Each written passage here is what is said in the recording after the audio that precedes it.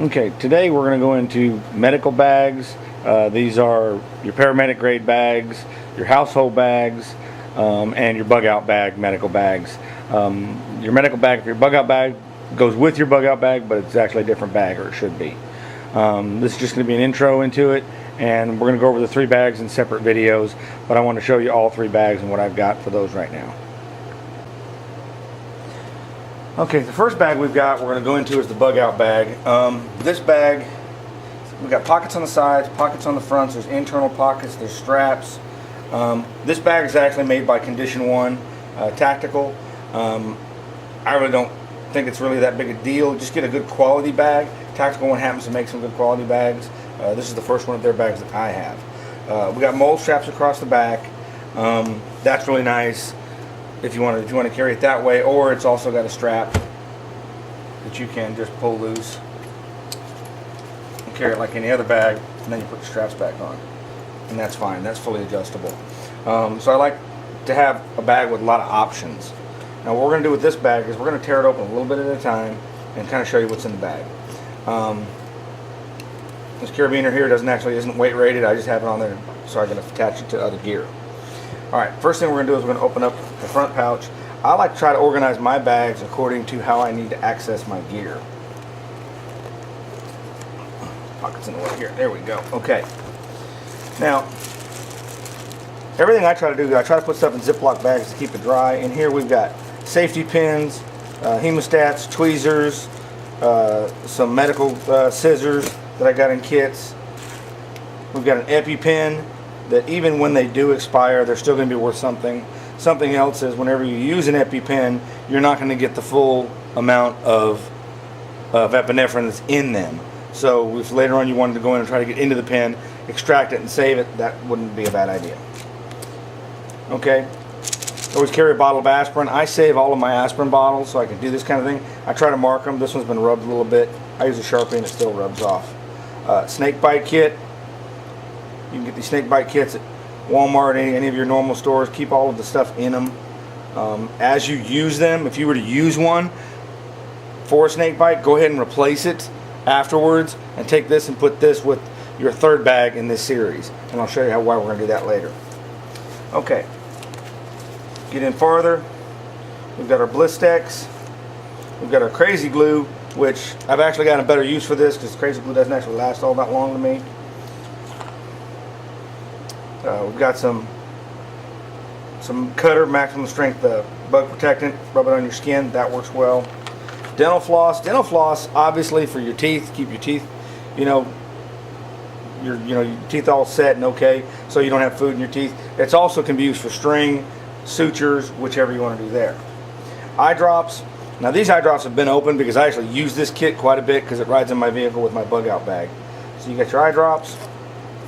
And then you got your triple antibiotic.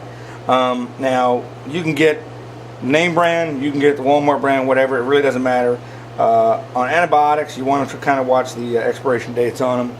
They can get a little farther out there than they need to. One of the reasons that companies do expiration dates is because in anything, whether it be bottles of water or anything else, that's worst case scenario of how these items are stored. If they're stored in a hot environment, they're not going to last as long, so therefore they need to worry about worst case scenario. All right, I'll worry about the rest of that here in a little bit. Okay, now we're going to come over here to the side pouch. And these are just ideas on some of the stuff I have done. Everybody's going to do stuff a little different. Okay. All right, Benadine. I've got these little bottles that I found. They were in a makeup and Sally Beauty Supply style store. I just filled them up and I've got a bigger bottle that I keep here at the house. But this should be enough for anything I'm going to need out on the road. Okay, spray on bandage. It works really good for cuts and scratches, smaller stuff. So that's really nice to have. Okay, naproxen sodium, one of many painkillers. Complete multivitamin. I got these for like 25 cents. There's 15 tablets. They were on a sales shelf at Walmart. If you're out and about and you need something like that. Now, here's a big one. Anytime you put glass, for the most part, inside of a bag, put it in a pill bottle. New Skin.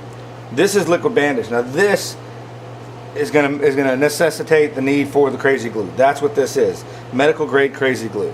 So this is really nice. This is under $5 a bottle. I buy them 3 and 4 at a time, and I keep them in a bottle like this, so that if I happen to drop the bag, it won't break.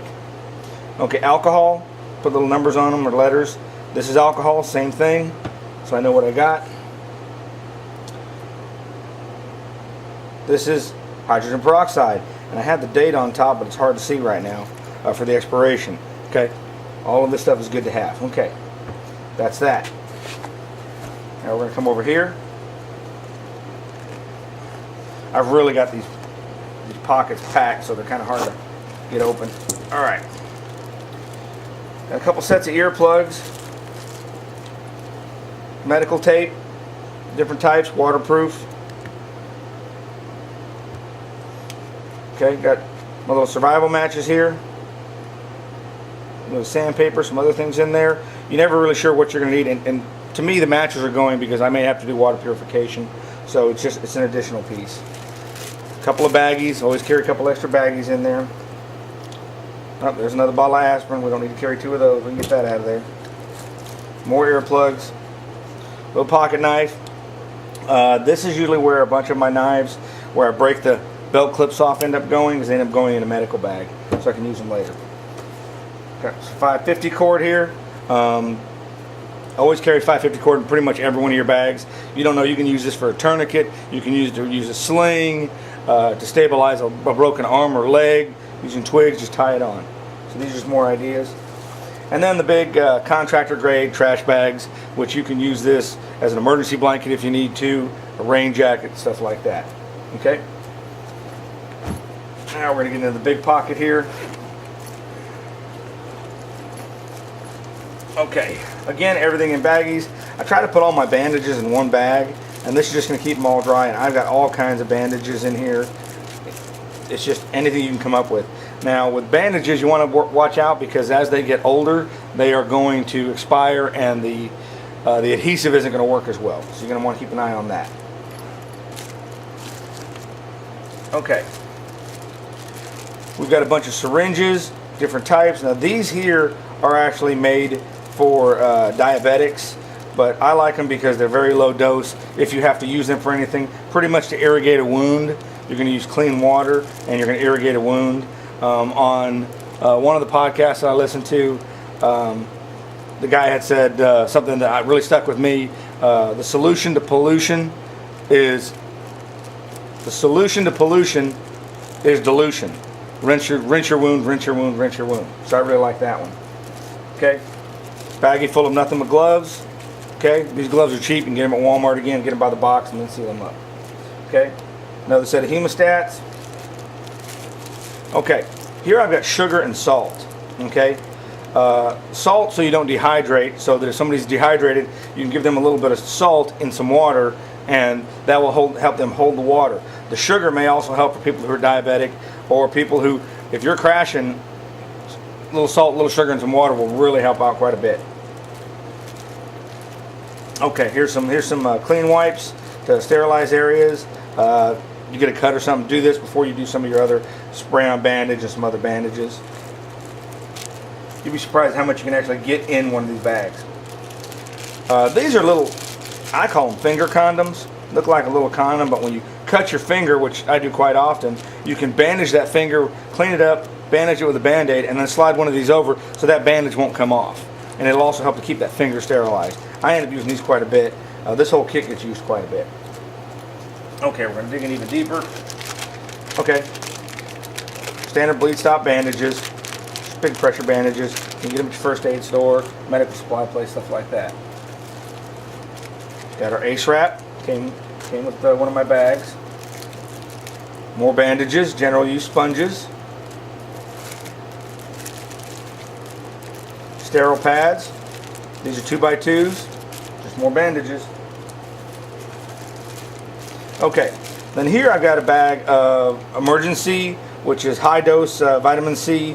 I got tangerine, there's a couple other flavors. There's some antacids. I've got a problem with my thyroid, so here's some Synthroid backup. I got cough drops, I got some pain relievers.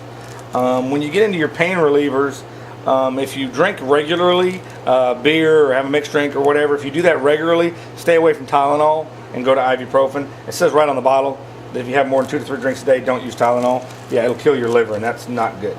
Okay, so I've got quite a few of these packages. One of these packages in a half-liter bottle goes a long way. Some of the flavors I'm not real thrilled with, but then again, if I get into this bag and I need it, I really don't care what it tastes like. I'm just going to get done what has to be done.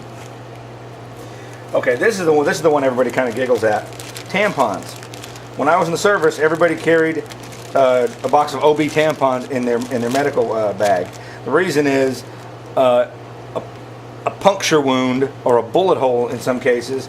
If it doesn't hit an organ and it's a through and through, you can use tampons to put it in the bullet hole. It's going to hurt and it's going to suck, but it will create its own pressure dressing on both sides, one on one side, one on the other, and then you wrap it to keep this in, keep it clean. Okay, it works. Giggle about it, laugh about it, but it works. Okay, just more medical pads. These are 5x9s, different sizes. Again, keep them all in plastic bags. Okay, this is like an Ace wrap, but it's self-sticking. It's called a Vet Wrap. Now, if you go to Tractor Supply, they come in kits of like 3 and 4, and they're like $5. You can get them in leopard print, whatever. You can get them in white, pink, whatever. For this purpose, I always get the camouflage ones. Like I said, they're like 3 or 4 in a pack, and they're like $5. Tractor Supply has a lot of good vet supplies that can be used for people. They don't say that, but that's the way to go about that.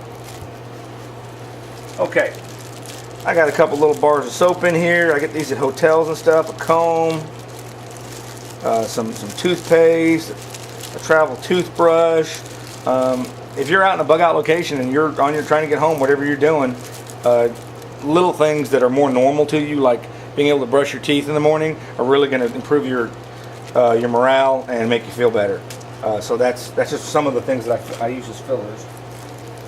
Okay, then here we go with more syringes, different gauge needles. Again, I get these at Tractor Supply.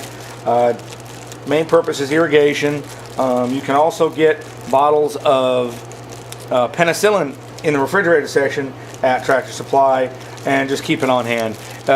Shelf life is about 2 years if you keep it in the refrigerator. Not a bad thing to have. I want to say it's $5 to $7 for an ounce, a couple ounce bottle. Well worth the $7 or $8. If it expires, who cares? Just throw it away. Okay. Get farther in here. Piverdone iodine swab sticks. There's 3 in each one. Really good for cleaning up your wounds. This, you can buy these again at Walmart or some of the other places. They're just really great. You just put them on, wipe them on, and you go. Finish up your bandaging. You got to keep your wounds clean. Then you got the Celox packs. Now this one right here I got at Walmart, and price tag isn't there. It is. Nope, that tells me when it expires. They're about $5 to $8.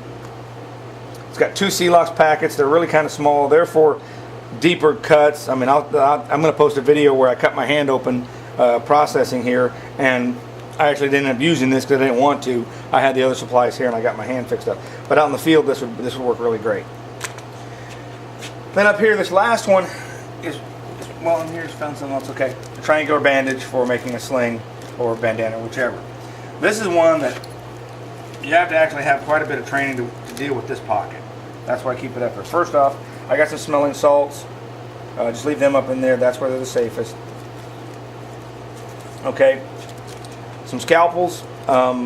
When you're using scalpels, know what you're doing. This isn't something you want to play with. People say, well, it's like a razor blade. No, this is a super razor blade. It takes little to no pressure to cut something open with these. These can be dangerous, but in hard times, these can become very useful. Okay, so, and those are Tractor Supply as well. They're in packs of 5 and 10. Okay, got a little pen light, pen light here. Checking pupils, working in my bag if I have to. Okay, here's some basic little instructions on some different first aids and sprains and burns. It isn't really in depth, but it worked out for spacing. It's going to give me something to work with. Okay, then I've got some needles here that are made for sewing up tarps and that kind of thing. That, along with my dental floss, can get me by in a pinch. Now this has been in my bag for a while, It's actually not needed now, but it's working out. And then I've got an eyedropper that's disposable if I need to. Okay. Last thing is my sutures. And I'm probably going to have to rewrite this. I've got two 4.0 nylons, one 2.0 nylon, and one 2.0 polypropylene sutures. And if you look at those, they tell you what the hook is, how everything works on it, how many feet it is. This one is a 5.0. It's 1 meter long. So you can sew up a pretty good sized wound with this. This actually takes a little bit of training. When I cut myself, I had my medic girl come out. She sewed my hand up. I saw that it wasn't really as big a deal as I thought it would be, but you still need to be versed in it. Get with some of the people on the podcast and on some of the forums. I think it's Nurse Amy's one of them. Get with all of them. Go through the training. I went through one here with mine. This piece of training right here is worth a lot. If you get in a bad situation, this can be really bad. Okay, so if you look at it, that's a lot of gear to get inside that bag. It's going to take me a couple minutes to repack that, but that's that bag, and that's what we got. And from there, we'll go on to the next bag, and I'll show you the differences and what the different bags are. Again, this bag goes with my bug out bag, so this is in my vehicle at all times. This bag does need to get updated pretty regularly. I use the aspirin. I use the ibuprofen. I've used some of these other things. I tend to cut myself at work every now and then. Some of my more serious items here, these don't get used, but I have them. Bandages and all that, stuff gets used. So if you're using a bag, make sure that you keep in mind what you're using, and if it's got something where you've only got a couple of it, keep it stocked up. All right, well, that's it for that bag, and we'll go on to the next bag here in just a minute.